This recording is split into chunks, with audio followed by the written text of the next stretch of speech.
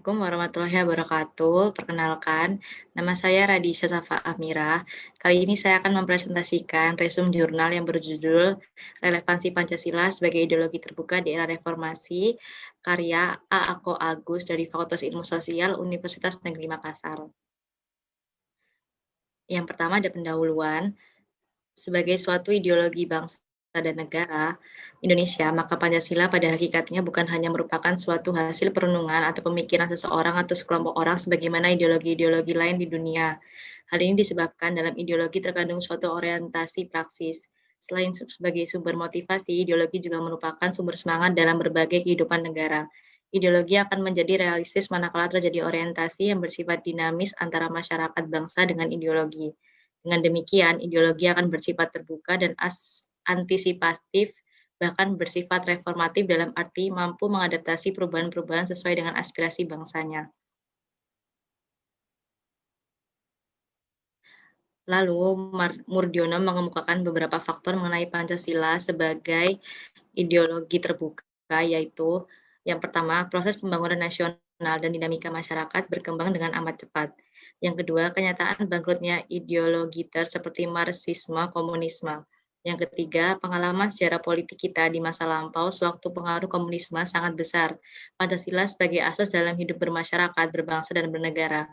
Pancasila sebagai ideologi yang terbuka di satu pihak akan membangkitkan kesadaran akan nilai-nilai dasarnya yang bersifat abadi, serta di lain pihak didorong untuk mengembangkan secara kreatif dan dinamis untuk menjawab kebutuhan zaman. Yang kedua ada pembahasan A. Pancasila sebagai ideologi bangsa dan negara Indonesia. Kita menangkap beberapa komponen penting dalam sebuah ideologi, yaitu sistem, arah, tujuan, cara berpikir, program, sosial, dan politik. Sejarah konsep ideologi dapat ditelusuri jauh sebelum istilah tersebut digunakan Destu de Tracy pada penghujung abad ke-18. Tracy menyebut ideologi sebagai science of ideas, yaitu suatu program yang diharapkan dapat membawa perubahan institusional bagi masyarakat Prancis. Namun, Napoleon mengecam istilah ideologi yang dianggapnya suatu khayalan belaka yang tidak mempunyai arti praktek. Hal semacam itu hanya impian belaka yang tidak akan ditemukan dalam kenyataan. B. Pengertian ideologi terbuka. Ciri khas ideologi terbuka ialah bahwa nilai-nilai dan cita-citanya tidak dipaksakan dari luar, melainkan digali dan diambil dari kekayaan rohani, moral, dan budaya masyarakatnya sendiri. Ideologi terbuka bukan hanya dapat dibenarkan, melainkan dibutuhkan. Nilai-nilai dasar menurut pandangan negara modern bahwa negara modern hidup dari nilai-nilai dan sikap-sikap dasarnya. Sumber semangat ideologi terbuka itu sebenarnya terdapat dalam penjelasan umum UUD 1945 yang menyatakan terutama bagi negara baru dan negara muda. Lebih baik hukum dasar yang tertulis itu hanya memuat aturan-aturan pokok, sedangkan aturan-aturan yang menyelenggarakan aturan pokok itu diserahkan kepada undang-undang yang lebih mudah cara membuatnya, mengubahnya, dan mencabutnya. C. Ada tantangan terhadap Pancasila sebagai ideologi negara.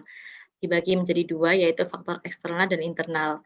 Yang faktor eksternal yaitu pertama, pertarungan ideologi antar negara-negara superpower antara Amerika Serikat dan Uni Soviet antara 1945 sampai 1990 yang berakhir dengan bubarnya negara Soviet sehingga Amerika menjadi satu-satunya negara superpower.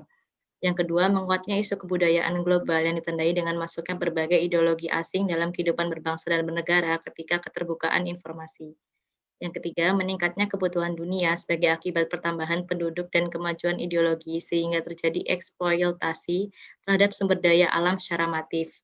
Dampak konkretnya adalah kerusakan lingkungan seperti banjir dan kebakaran hutan. Adapun faktor internal meliputi yang pertama, pergantian rezim yang berkuasa melahirkan kebijakan politik yang berorientasi pada kepentingan kelompok atau partai sehingga ideologi Pancasila sering terabaikan. Yang kedua, penyalahgunaan kekuasaan atau korupsi mengakibatkan rendahnya kepercayaan masyarakat terhadap rezim yang berkuasa sehingga kepercayaan terhadap ideologi menurun drastis. Yang D, ada urgensi Pancasila sebagai ideologi negara. Peran ideologi negara itu bukan hanya terletak pada aspek legal formal, melainkan juga harus hadir dalam kehidupan konkret masyarakat itu sendiri. Beberapa peran konkret Pancasila sebagai ideologi meliputi hal-hal sebagai berikut. Yang pertama, ideologi negara sebagai penuntun warga negara. Artinya setiap perilaku warga negara harus didasarkan pada prinsip preskripsi moral.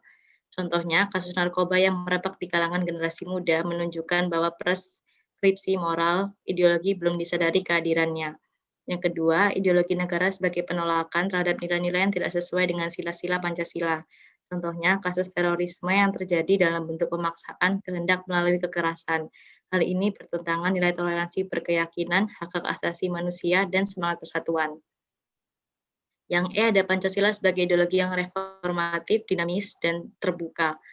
Kalian 2013 mengemukakan ideologi terbuka tersebut. Nilai-nilai yang terkandung sebagai ideologi terbuka adalah sebagai berikut. Yang pertama ada nilai dasar, yaitu hakikat kelima sila Pancasila adalah ketuhanan, kemanusiaan, persatuan, kerakyatan, dan keadilan. Nilai dasar tersebut adalah merupakan esensi dari sila-sila Pancasila yang sifatnya universal, sehingga dalam nilai dasar tersebut terkandung cita-cita, tujuan, serta nilai-nilai yang baik dan benar. Yang kedua ada nilai instrumental, yang merupakan arahan, kebijakan, strategi, sasaran, serta lembah pelaksananya. Nilai instrumental ini merupakan eksplisitasi penjabaran lebih lanjut dari nilai-nilai dasar yang dalam rangka penyesuaian dalam pelaksanaan nilai-nilai dasar ideologi Pancasila. Yang ketiga ada nilai praksis, yaitu merupakan realisasi nilai-nilai instrumental dalam suatu realisasi pengalaman yang bersifat nyata dalam kehidupan sehari-hari dalam bermasyarakat, berbangsa, dan bernegara. Dalam realisasi praksis inilah, maka penjabaran nilai-nilai Pancasila senantiasa berkembang dan selalu dapat dilakukan perubahan dan perbaikan sesuai dengan perkembangan zaman ilmu pengetahuan dan teknologi serta aspirasi masyarakat. F yaitu faktor pendorong keterbukaan ideologi Pancasila.